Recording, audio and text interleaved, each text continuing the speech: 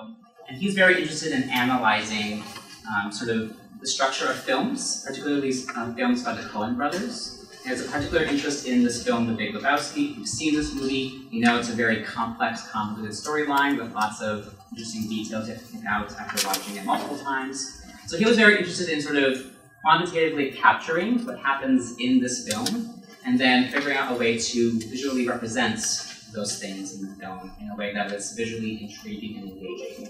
So I worked with him to design this visualization. It's an interactive, storytelling kind of visualization. So as you scroll through the side of the text, the visualization adapts and builds up as we move through. Sort of builds up layer by layer. And in this visualization, we're essentially creating a curvilinear timeline that shows information about scene breaks, character appearances, when characters are talking, different soundtrack choices, music genres, things like that. To produce sort of this complex layered construction of the movie to sort of point people's attentions to things to pay particular attention to as they're watching the film. So I do interactive visualizations like this, a lot of storytelling kinds of things.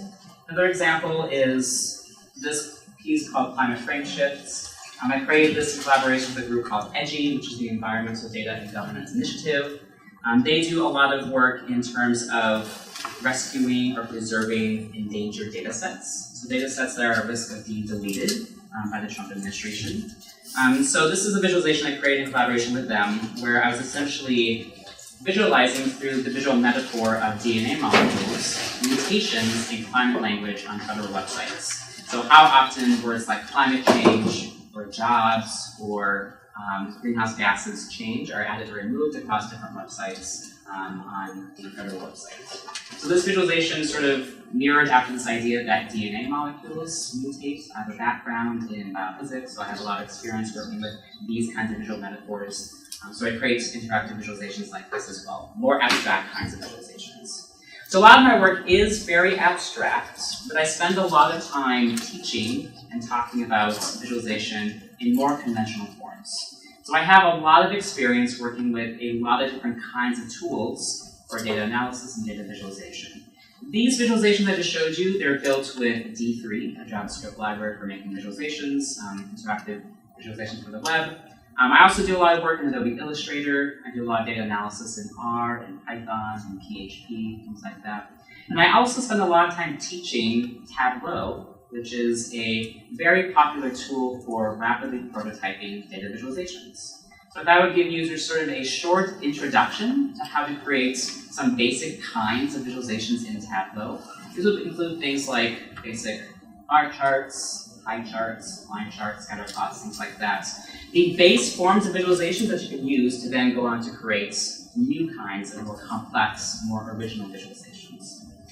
So if you're interested to see what kinds of things you can create with Tableau, there's a gallery on the Tableau website where you can look at user-submitted visualizations. And these are all things that people made in Tableau. Now something to keep in mind as you're looking through these examples is a lot of these things, some of these things are very sort of conventional kinds of visualizations. Bar charts, choropleth maps, horizontal bar charts, scatter plots in dashboard views, dashboard arrangements. So you can do these kinds of things in Tableau, and also create complex choropleth visualizations. So for example, in this Tableau demonstration, we have multiple small multiples of the United States, and counties are colored by percentage of numbers of deaths according to different disease categories over time. And you can also create more abstract kinds of visualizations that use unusual geometries. So in this example here, we have a standard bar chart here. This always happens when I'm using the projector.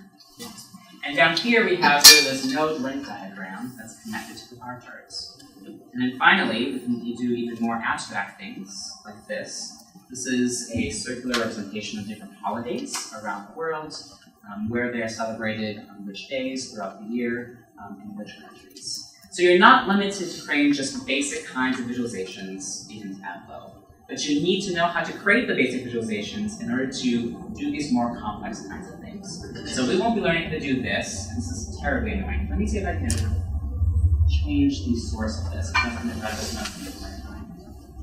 We're not going to learn how to create these very complex kinds of visualizations, but we'll learn the key ideas so that once you leave this workshop, You can go on to learn more on your own, figure out how to do the things that you want to do. Let's see if this works a little bit better. So the resolution isn't great, but hopefully we'll get less. So everyone should have Tableau installed. Raise your hand if you have Tableau Desktop installed. Raise your hand if you have Tableau Public installed. Okay, that's perfectly fine. Both versions are completely acceptable for this workshop. They're essentially the same product. The Tableau Desktop version is the professional version and offers a few more features that you don't find in Tableau Public. But there's nothing today that I'm going to demonstrate that's in Tableau Desktop that you can't use in Tableau Public. I'll point out some minor differences along the way, but everything else will work just fine. We'll see some bigger differences towards the end of the workshop when we want to actually export the things that we've created. Everyone should also have a dataset already downloaded. I hope that's true. So the dataset, if you haven't looked at it already, is a sample dataset of sales from a superstore, just a generic superstore. This is also a sample dataset that comes pre-packaged with your installation of Tableau. So the sample superstore dataset has many different versions over the years. The particular one that I sent out is from 2018. So if you want to use a different version, a different year of this dataset, that's perfectly fine. You should still be able to follow along with the same kinds of variables. So as we talk about how to use Tableau to create visualizations, I want us to think about Tableau as being part of a larger pipeline of activities that's not isolated just to creating charts and graphs. That larger pipeline of activities extends from data collection, through data analysis, through visualization, finally to distribution and interpretation of those visualizations, communicating our data to tell a story, a narrative about our data sets. And as a result, it's important to realize that before we do anything in Tableau, we need to make sure we fully understand our data sets outside of Tableau. The reason for that is sometimes Tableau will do mysterious things with our data sets. It will do strange calculations that we don't expect, and we may not always notice that it's doing those calculations until far along after we've made the visualization and distributed it to our colleagues, and that's a problem. So a good starting point is just to look at your data sets before you pull it into Tableau and make sure you can answer some basic questions about that data set. Things like, are your data clean? Are they dirty? What is your measure of cleanliness or dirtiness? What kinds of transformations do you need to do to your data sets before it's actually amenable to analysis? What kinds of strange data values are inside your data sets that you may not immediately notice in Tableau?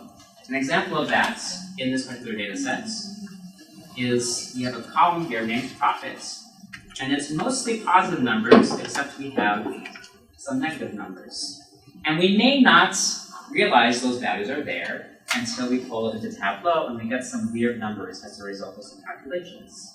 So having sort of an intimate understanding of the oddities, the idiosyncrasies of your data set is very important, as well as understanding what kinds of variables you have in your data sets. So if you have qualitative variables, if you have categorical variables, are your variables quantitative, discrete, continuous, all of these things have consequences for how we work with them in Tableau.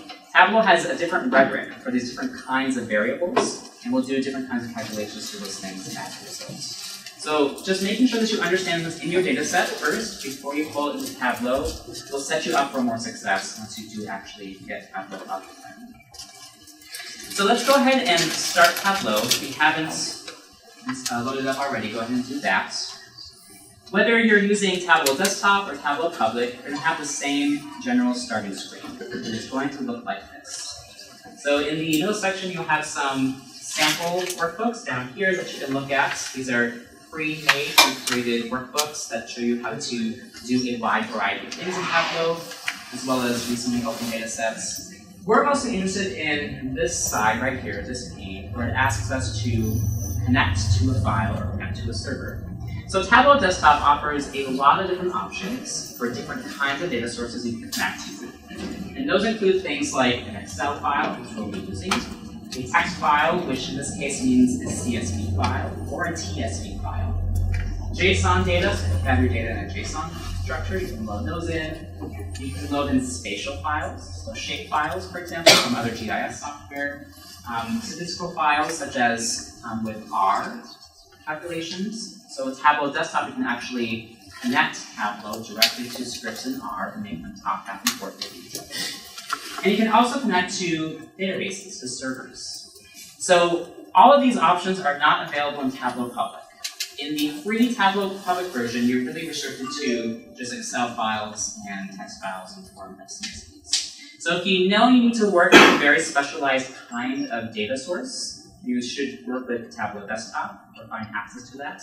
Otherwise, if you're just working with a standard Excel spreadsheet, Tableau Public will work just fine. So we're working with an Excel spreadsheet, so we're going to click on this Microsoft Excel button right here. It's going to prompt us to select the file we want to open. Nothing too surprising there. Go ahead and open up the sample Superstore 2018. Dataset you should already have down.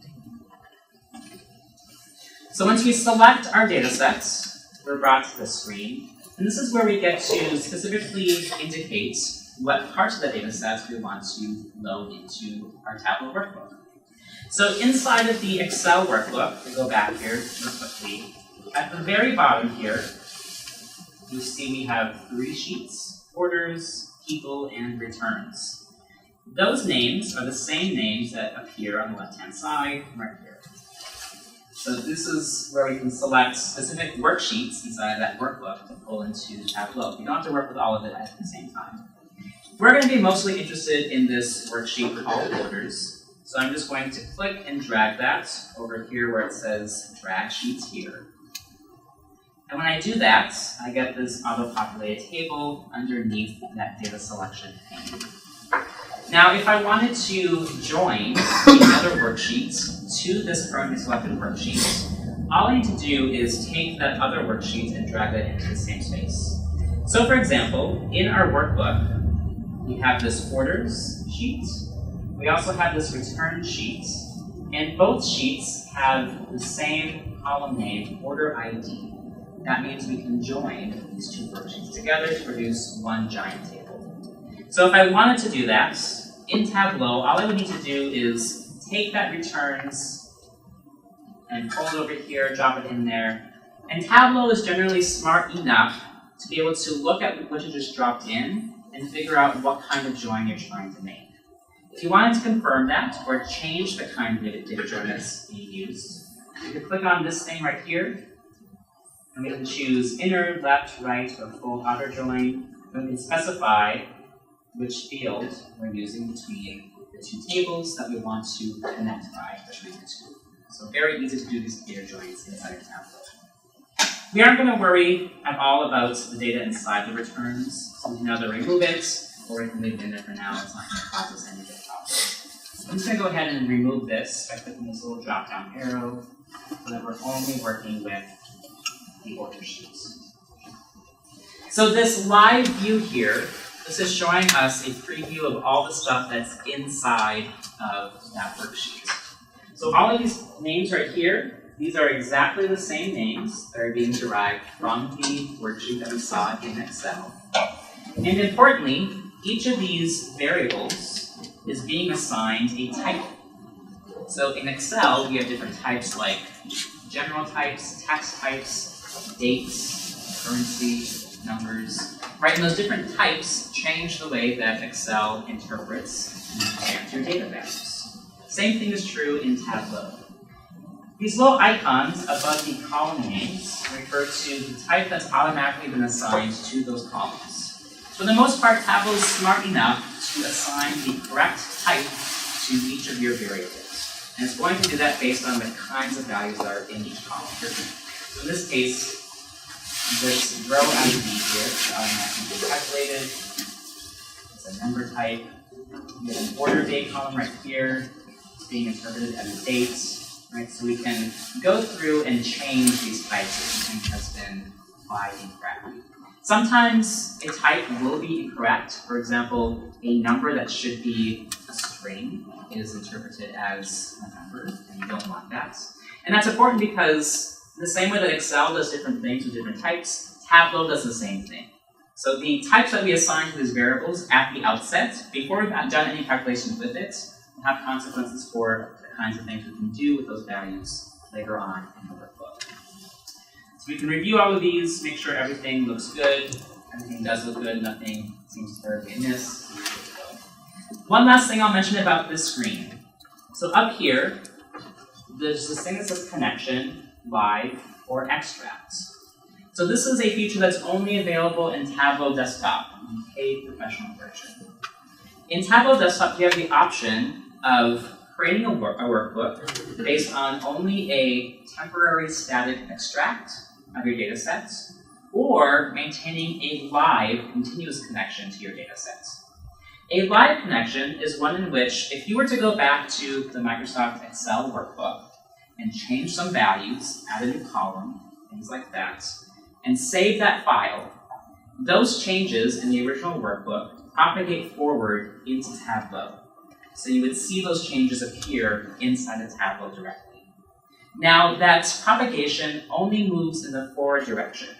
It does not move in the backward direction, meaning if you modify a value inside of Tableau, that modification doesn't go backwards back into the original source file. So just be aware of that. So that's only true for a live connection. With an extract connection, we grab a static slice, a static snapshot of your data sets, and use that for the total duration that you're creating the workbook. So any changes you make to the original source will not be reflected in Tableau, will not propagate forward into your calculations in Tableau. So different options for different purposes that you can choose based on your particular needs. Again, only available in Tableau Desktop. We're just going to leave this at live. We're not going to do anything special that's going to have consequences for these two options. We can just leave that live for now. So we've loaded our data sets. Now we can go ahead and create our first worksheet in Tableau. The way we're going to do that is down here, maybe hard to see at the very bottom, there's this thing that says go to Worksheets, Sheet 1, that orange button. Go ahead and click on that. And we'll be brought to this screen. So this is Tableau's version of a worksheet. Slightly different from Excel worksheets, where we have a spreadsheet representation. As a result, Tableau is going to have a slightly different rhetoric of working with your data that we need to be aware of. So it's going to have consequences for how we actually go ahead and generate visualizations. Just to give you an orientation of what we see here, so this large area in the middle here, we call this the view. That's where we're going to actually generate and render the visualizations. Above that, we have two things called the columns shelf and the rows shelf. They're actually called shelves. These are spaces in which we're going to drop our variables. And depending on where we drop our variables, we will partition the view in different ways.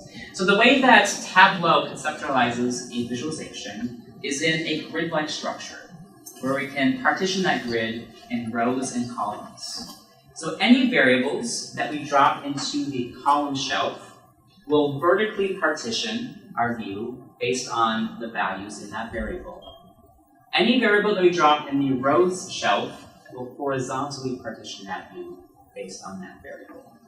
Effectively, what this means is we'll be using the rows and column shelves to determine our x and y axes for our visualizations. Just slightly different terminology. So we'll see that in a minute. To the left of that, we have these things called cards. These allow us to control in very detailed ways the appearance of our visualizations. We'll be spending most of our time in this thing called the marks card. This will help us control what exactly our visualizations look like in terms of bar charts, line charts, the color of lines, the color of circles, the size of the circles, things like that. So we'll see lots of demonstrations of that in a moment. And then to the left of that, we have this data panel that's broken up into two sections. So you'll notice that there are all these words here that come directly from the column names in our worksheets. These are all accessible variables that we can use inside of Tableau to generate our visualization. Now, they're broken up into things called dimensions and things called measures. The key difference between these things is that a measure is a variable on which you can do a computational calculation, such as adding them together, finding the average, finding a minimum or a maximum. Whereas dimensions are things that you don't really want to do calculations on. These will include things like string values. names of customers, names of products, date variables, things like that. So Tableau automatically separates your variables into these two different categories. Generally speaking, it won't make mistakes in that process, but if there is a mistake, it's pretty easy to just select a variable that's a dimension and turn it into a measure and vice versa. So we don't need to worry about that with this particular data set. It's a clean enough data set that we don't have any specific problems. Okay. So let's go ahead and do our first task in Tableau, which is to create a very simple table. Yes? Could you specify how Tableau differentiates dimensions and measures? It's based on the kinds of values inside that column.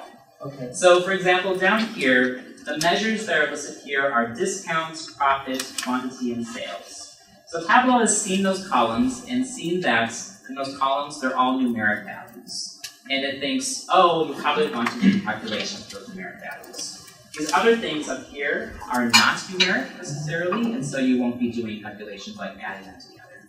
So it makes those assumptions based on the type of values. So let's go ahead and create a simple table, just to see what kinds of things we can do with this interface. So I'm going to start by going over here, under Dimensions, and grabbing this Order ID, and I'm going to click and drag that onto the Rows shelf. I could also drop it over here, inside the view. Either is equivalent. When I drop it there, now that appears in that rows shelf, and now we have a full table of all the possible values from that particular variable derived from the original worksheets.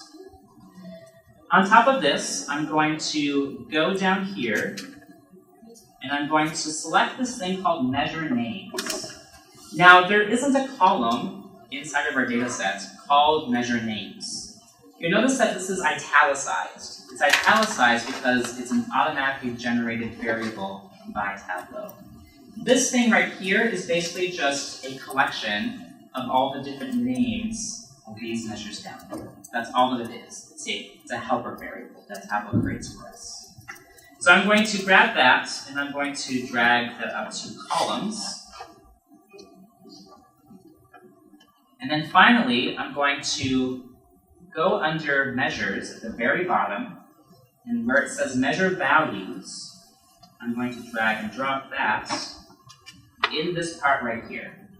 So this list of ABCs says Show Me when I hover over it. It's going to drop it there. So when I do this, a bunch of stuff has happened, and we don't even realize it.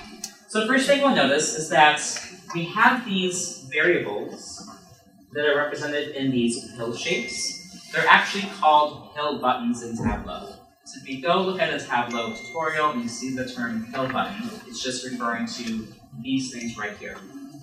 You'll notice that they're two different colors. So some of these pill buttons are green, some of the pill buttons are blue.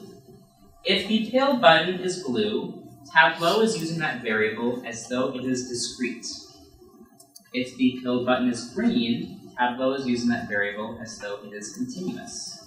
So Tableau not only makes a difference between dimensions and measures, but it also makes a difference between discrete and continuous values.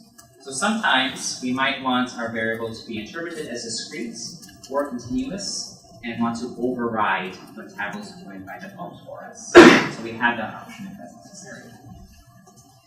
We'll also notice that in the process of generating this table, we see the actual names of the variables, the measures that are being shown in that table, but it's not just the names of the variables themselves. They're wrapped inside this thing called sum. So these sums here are aggregation functions. Tableau, by default, will want to always aggregate your variables to the highest possible level. I'll explain that more in a moment. Yeah? Yeah, I just had a question of when you drag over measure names onto the column, what did that do? Like, I know we got all this data in the table, but what did that, like, what was the purpose of it? So the rows and column shelves, all that they do is they partition the view, the space that we're creating the visualization, horizontally and vertically. So by putting order ID on the rows shelf, we're basically saying every row will be headed by a unique order ID value. By putting measure names in the column shelf, this measure names thing is really just, it's like an array of names of these measures. So it's literally the words discount, profit, quantity, and sales. So by putting that measure names in the column shelf, we are creating individual columns, one for each unique value in measure names. So we're just partitioning the space based on the available values.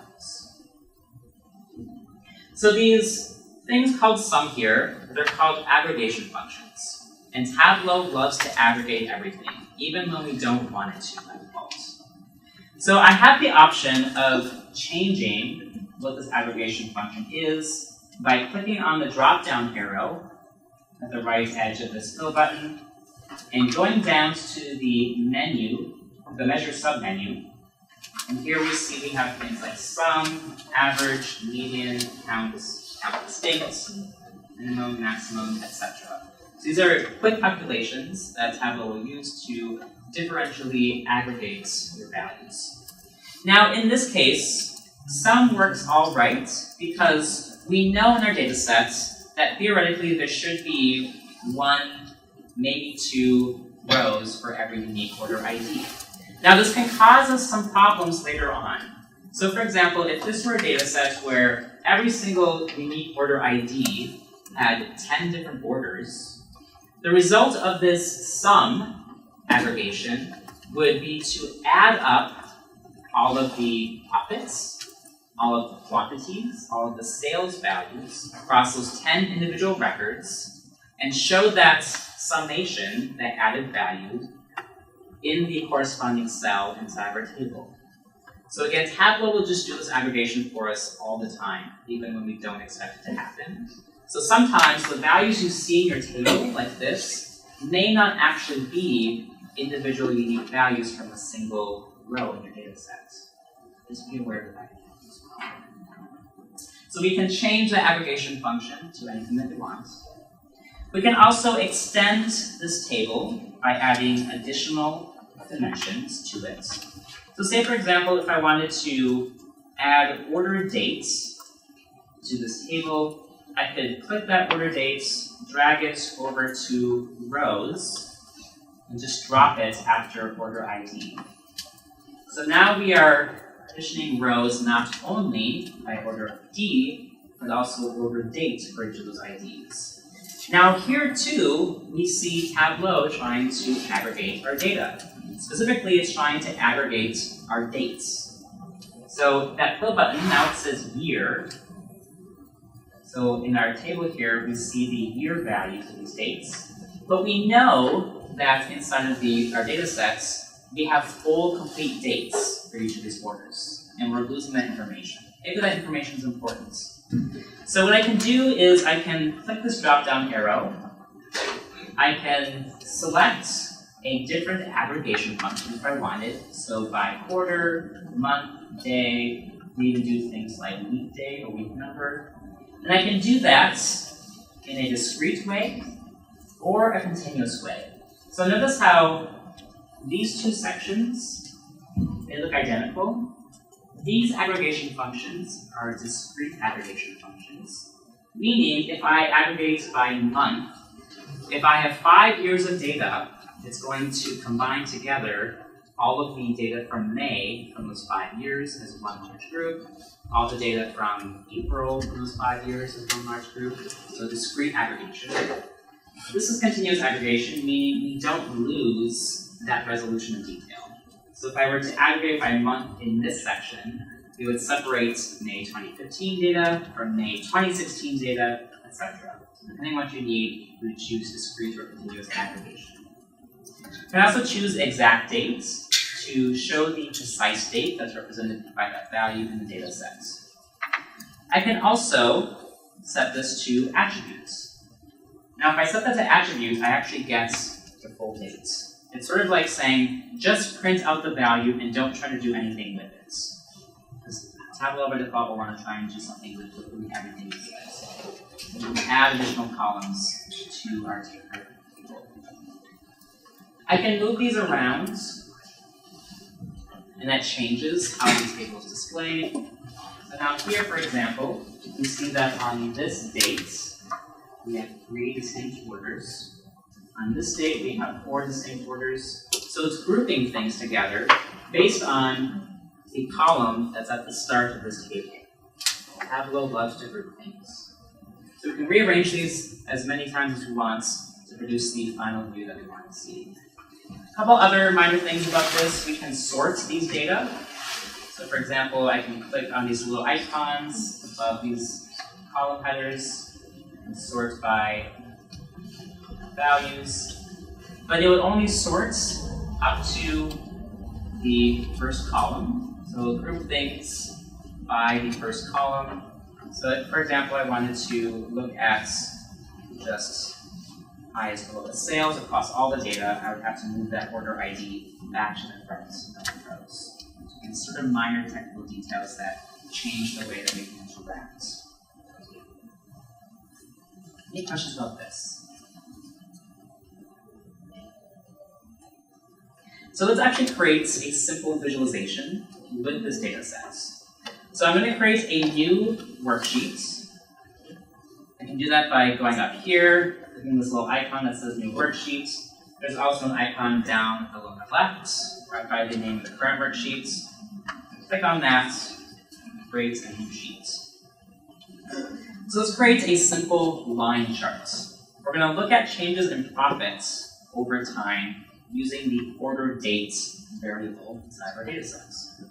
So I'm going to start by creating a horizontal time axis, an x-axis based on order dates, by taking this order date dimension and dragging it over to columns, the column shelf. Now when I do that, automatically it's aggregated to the year level, just like we saw before. We want to actually turn this into a continuous axis. So I'm going to click this drop-down arrow, then I'm going to go all the way down to exact dates in that submenu. And when I do that, you'll notice that the fill button turns green, meaning Tableau has automatically converted it into a continuous variable. That's what we want. We want this to be a continuous x-axis. I need to change my locale real quickly because it's in Japanese.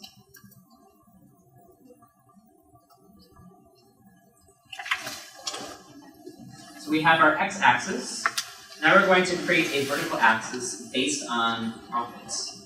So down under measures, I'm going to take this profits measure and click and drag that up to the rows shelf. So when we look at this, we may be surprised at what we see. Yeah? Sorry, could you show that previous tab again? The profit thing? Oh, yes.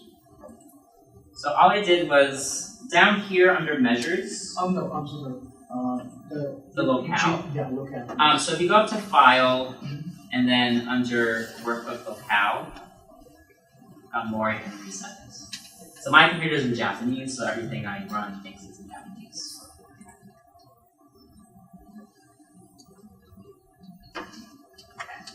So when we look at this line chart, we may be surprised by some things if we don't already know what's happening in the data sets. Specifically, we might be surprised by all of these dips in our line charts. Maybe we were only expecting positive values for profits. But we know, looking back at the original data set, that we had negative values and negative losses. Right? They sort of collapse into the same column. So if I only wanted to see the positive values, I could do a couple different things. I could go through and I could click on individual points, such as this one down here, click on that point, and then click on exclude, and just get rid of each of those points I don't want to be displayed in our chart. I mean, I could do this, but this is terribly inefficient and not rigorous by any standard. So instead, what we can do is we can build in a filter that will only display those values of profits that are greater than 0. So ignore all of the negative values. Now, by individually selecting and excluding those particular points, a filter appeared up here. It says order date, which is kind of strange. We don't need this anymore. This is sort of automatically being generated by Tableau by through that process of specific exclusion of those points. So to get rid of this filter, I'm just going to click that drop-down arrow. I can click on delete on my keyboard. Just remove that so that's empty. And instead what I'm going to do is I'm going to take another copy of profits, and I'm going to click and drag this into the filters card. So before we dragged it to the rows shelf, now we're dragging it to the filters card. And you'll see that we have the option of filtering based on many different kinds of aggregation calculations of this particular variable. So for example, we can filter based on a sum, or an average value, median value, things like that. For our purposes here, we can just do all values, that first option. And click on Next, and it gives me the option of selecting how I want to filter. So in this case, I just want to see only the positive values of profits. So I can click on that at least, and set this lower boundary to 0. And the result of that, when I click OK, is that now we only see the positive values in our line chart. So a very easy and quick way to filter out only the values we want to see inside of our visualization. If we wanted to change the visual aesthetics, the appearance of this line chart, we could do that over here in the marked card. So for example, I can change the color of this line chart by clicking this color panel. It gives me this pop-out display of different color options. So maybe I want this line chart to be this bright orange color. If you have a multi-series line chart, you can separate out the different lines and make different colors. This is very helpful for that. You can also change the size, the thickness of the line, with that size thing right there. I have the option of adding labels to this line chart. So if I click on this label panel, I can click on Show Marked Labels. By default, it will try to show all of the labels that it can fit inside of your charts. You have the option of only showing min and max labels, or only showing labels of selected points. For example, if I click on selected, now when I click on a particular point, it only shows a label for that point. So Tableau has a lot of built-in interactivity and gives you a little bit of control over how that is actually executed inside of your charts. Over here, I can also change the mark type. So by default, here we see a line chart. The only reason we see a line chart is because Tableau sees that we have a date on the horizontal axis, a date type, and on the vertical axis, we have a quantitative continuous variable. So Tableau says, oh, I'm assuming you probably want a line chart to represent these data. But sometimes we don't want to have a line chart. So if we wanted to change that, we can click on this drop-down box right here and change the kind of charts that we're actually creating. So for example, if I click on bar, now we get this really messy bar chart. It's literally just changing the line encoding to a bar encoding. And maybe from this view, we do want to see a bar chart, but we just want to see it broken out by year. So up here in our column shelf, I click that drop down for that order dates and change the aggregation to year. And now we have a bar chart showing profits, summer profits, for each year over time. So it's very easy to rapidly move between these different kinds of visualizations with just a few clicks of the button. Yeah. I'm scrolling for like the difference between the two years again. These first aggregation functions are discrete, meaning if you have 4 years of data and you want to look at the data on a month-by-month basis, this month aggregation would lump together May 2015 plus May 2016 plus May 2017 as one group. And then these are continuous aggregations, meaning this will actually separate out month plus year as separate groups. So let's create a new sheet and actually intentionally create a bar chart.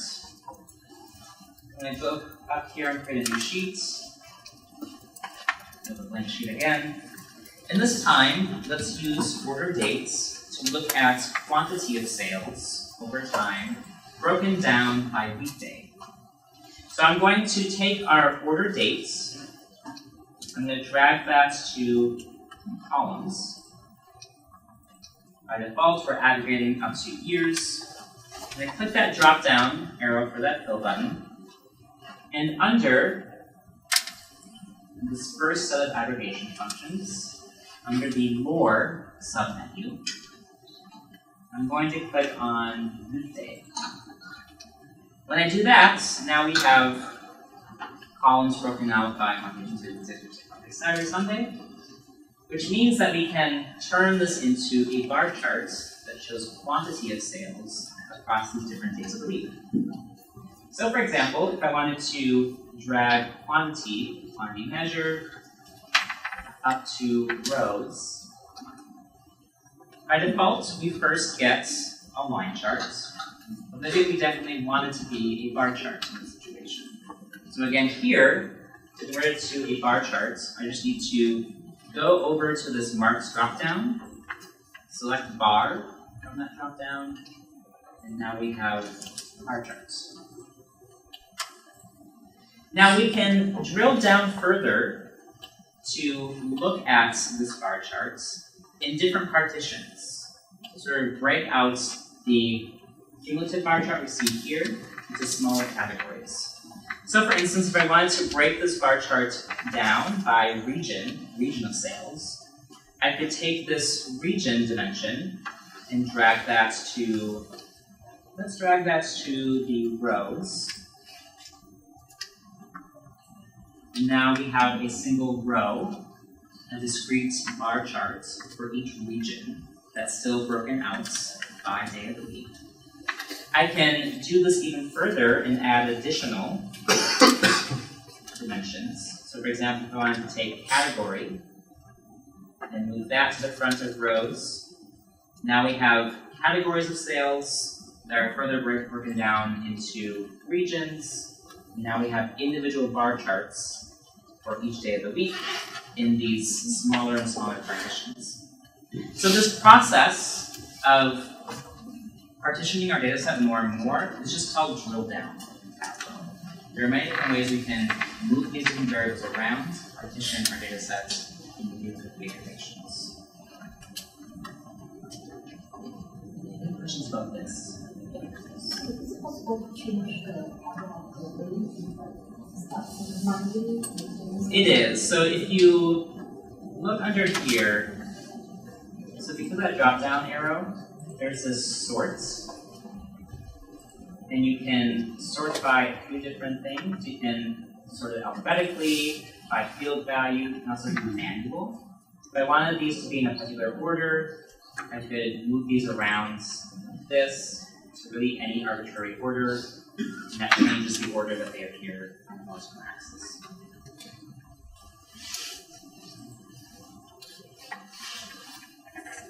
Let's create another kind of common chart, which is a pie chart. Now, a pie chart is slightly different because Tableau won't automatically create a pie chart for us. We have to first tell Tableau that we want to create a pie chart. So I'm going to create a new worksheet. And I'm going to, first of all, change the mark type to pie towards the bottom of this list. When I select that option, a new thing appears right here. It says angle. This is a new feature that we can use to define the geometry of our pie charts.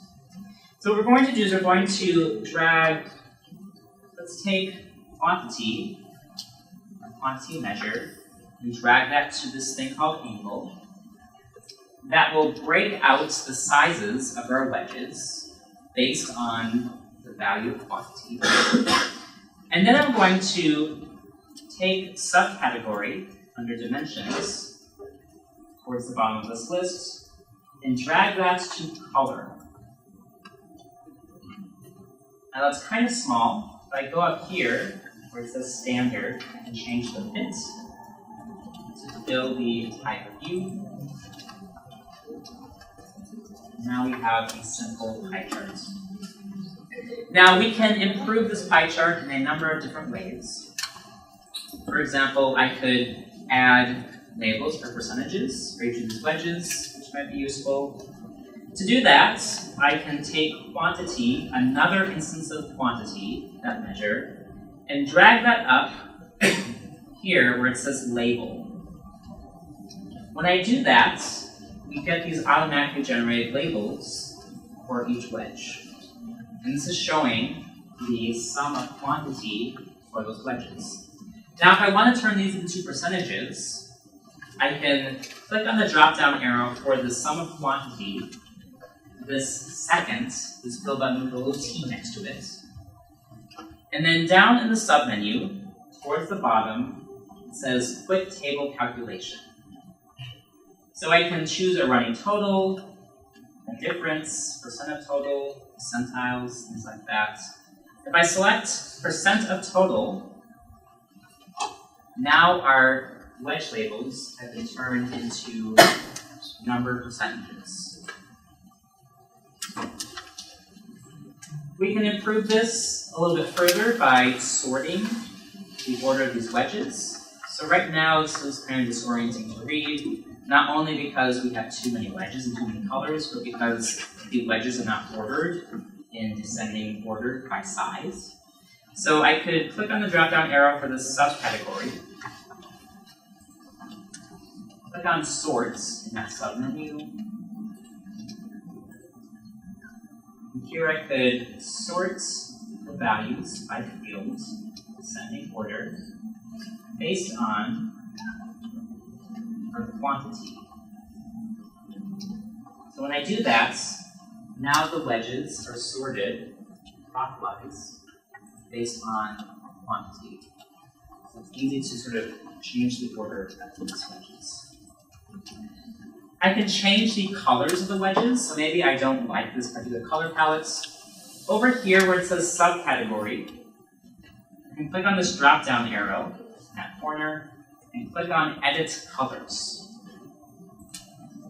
So here I can choose a variety of different built-in color palettes. Some of them are not great. I can assign a color palette. And you get a warning about running out of colors. And that changes the view, the appearance of our pie chart. And also go through and manually assign particular colors to particular wedges based on category, things like that. So a lot of Tableau, right, will do things for you that aren't really good design choices. In this situation, you probably should have been warned that we have a lot of wedges in this pie chart. It's not good to have this many wedges. It's not good to have this many colors. So Tableau will do its best to clean things up for you, but it doesn't mean that Tableau's work is a substitute for you making intentional design choices about what visualization should look like. So Tableau will do anything that you want it to. You want it. One more thing with this pie chart, I can break this out by years. So for example, I can take order date, the dimension, I can drag that to columns, and now we have 4 pie charts side by side, one for each year. Now if you look closely, there is a problem with this. The problem is that our percentages, these labels here, don't actually add up to 100% in each pie chart. The reason for that is now these wedges are being computed as percentages of a total across the 4 pie charts. We need to calculate percentage of total for each individual column of the pie charts. The way that we tell Tableau to do this is over here for the Quick Table Calculation quantity, click that drop-down menu, go down to Compute Using, and I can change this to table down in parentheses. So by default, it's computing that total, that percentage, across our visualization, but we want a total that adds up to 100% in each column of our view. So when I do that, now our percentages are back to normal. We have correct pie charts for each year. questions about this? Maybe with the legends, we should not legends provide. So in this view, you can't. But with a dashboard, you can pull the individual visualization in with the legend and make it appear as though it's all in the same view. So it's a bit of a restriction. So we're more or less out of time, so I just want to show you a couple critical things to sort of give you an idea of other things you can do with Tableau. So Tableau is probably most well known for creating dashboards. By a dashboard, we really just mean a view in which we have multiple visualizations that connect and link to each other and filter each other. So the way that you create a dashboard in Tableau is at the very bottom. This little icon says New Dashboard. Click on that, and now we have this new blank worksheet. On the left-hand side, you'll see a list of all of the things that we've created in separate sheets. And I can click and drag these things into this dashboard area.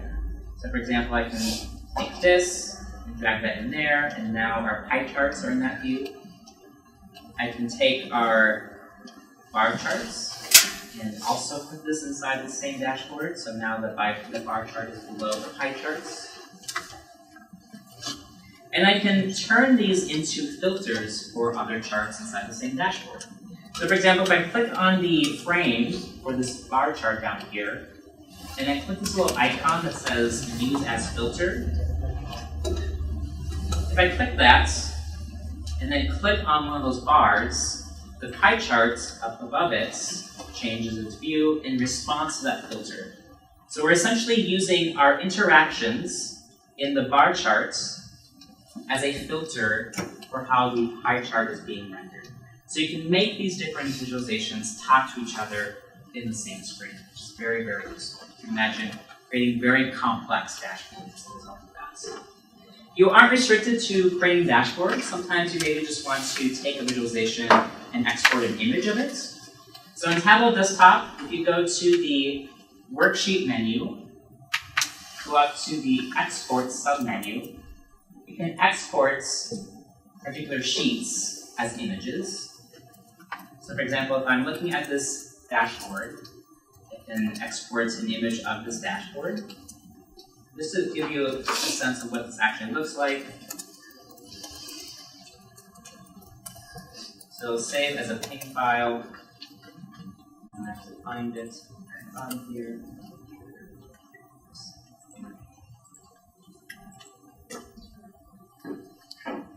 So here I had that bar chart selected, so we see just the bar charts.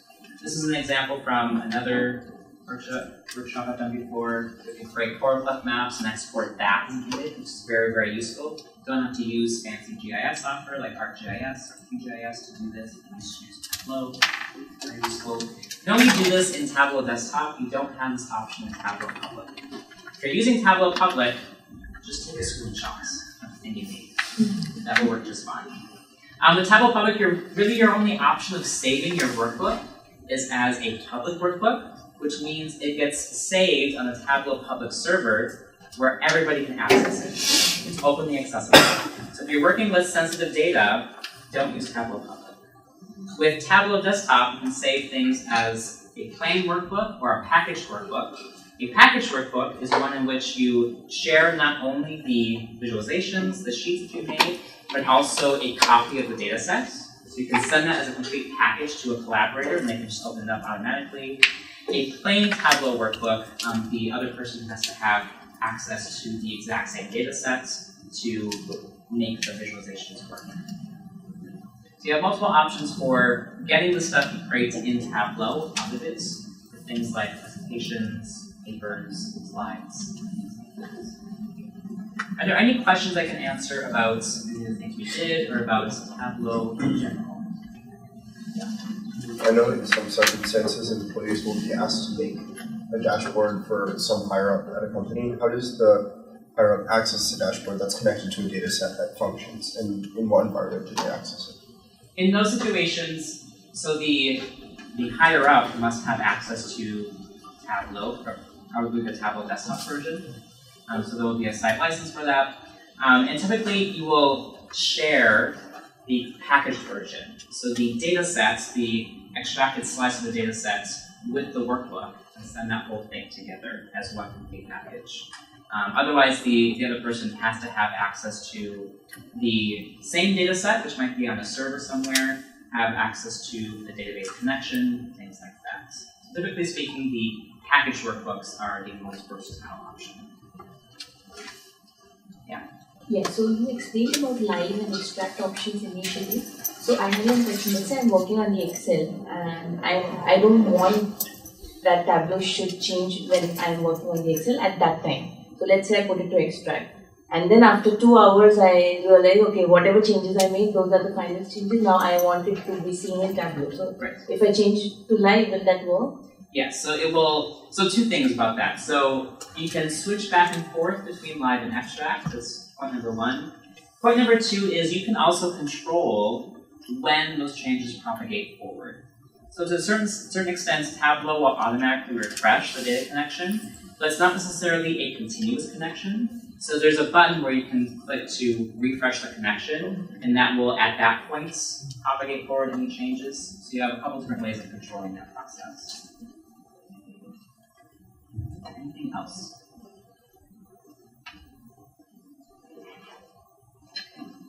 Well, thank you very much. I hope this was informative and helpful. Hopefully you have a good sense of where to go from here. There are lots of resources online for learning Tableau. Tons of video tutorials, tons of websites that walk you through how to create different kinds of charts and graphs. If you're very interested in Tableau, I recommend requesting a free academic license from Tableau. They have free student licenses. Just fill out a form, confirm your student status, and for a year. There's lots of options. I'll hang around for a little bit longer if you have more questions. Otherwise, thank you for your time.